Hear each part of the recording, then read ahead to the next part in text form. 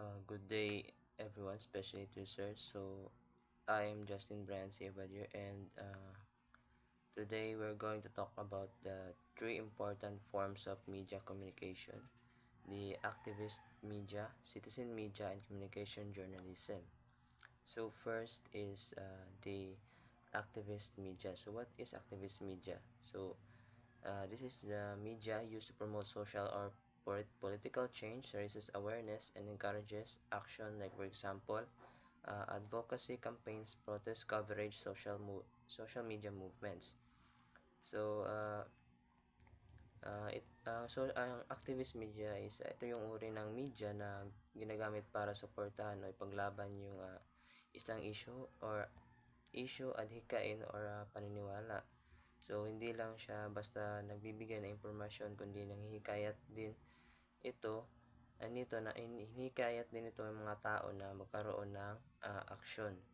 So, for example, kapag may campaign tungkol sa climate change, women rights, or human rights, kadalasang gumagamit sila ng social media post, video, at online campaigns para maabot ng mas maraming tao. And ang main goal nito is magdulot ng change or pagbabago sa lipunan.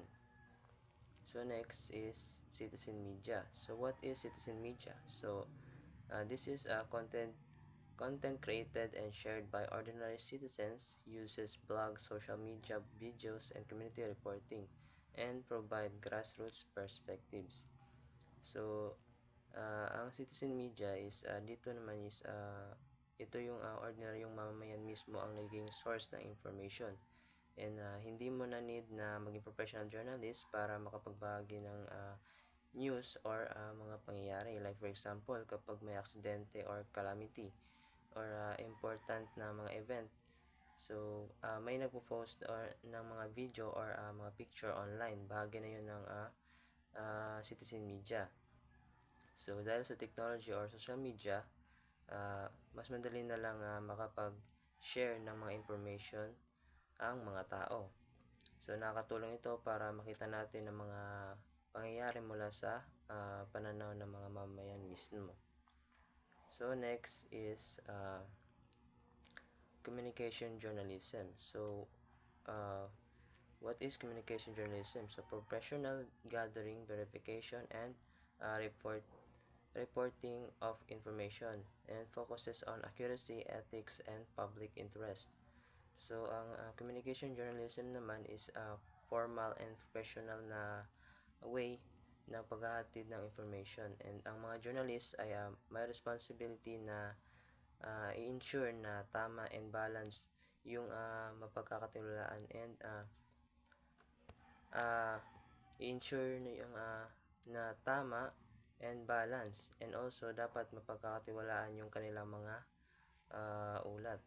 So bago sila maglabas ng mga news, dumadaan ito sa process ng research, interviews, and fact checking. So dahil dito, mahalaga ang communication journalism sa pagbibigay ng credible na information sa public, and pagpapanatili ng transparency sa lipunan. So that's all for my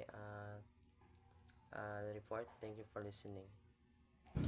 So, good day po sir. I'm John Luther Francisco and ito po yung continuation ng report ni Justin Abadir po. So, una dito, no, pagdating sa T-comparison, yung tatlo is makikita naman tayo dyan sa ating PPT. Yung first is yung activist media. Pangalawa is yung citizen media naman. Then, yung pangatlo is yung communication journalist at journalistic standard. So, dito sa tatlo na to, no, so yung first yung activist of media is para mag-advocate po ng mga causes o adhikain sa mga tao. So, pangalawa is yung citizen of media, no, yung dito naman is created siya ng mismong public o mga ordinaryong tao, no. So pangatlo is yung ito yung dalawa is yung communication journalist. So dito is sumusunod lang siya, no, sumusunod lang siya sa proper journalistic standard. So, second PPT is important of society, no? Bakit nga ba siya importante sa society? First is nagpo-promote siya ng awareness at pangalawa is ini-encourage niya yung mga tao na mag-participate at mabigyan ito ng mga boses, no, sa especially in the communities, no, binibigyan niya ng boses at para matulungan yung para magawa rin tayo ng magawan rin sila at magawa at ma-inform din sila, no, about sa mga decision nila. So next PPT is no, alam naman natin na there's challenges talaga na mangyayari. Pero of course, may mga gaya ng sabi ko, may mga challenges nga tayo dito, no. Madalas is nagkakaroon ng misinformation. So at nagkakaroon din ng mga biases, no. So minsan is tayo rin na mga tao is nagdududa rin tayo, no, or tayo rin na nagdududa tayo na kung credible ba yung source na nakukuha natin. So kaya no, talagang kailangan din natin ng mas ethical na communication. So at lagi rin mag-fact check, no, bago maniwala o mag-share ng mga source na nakukuha.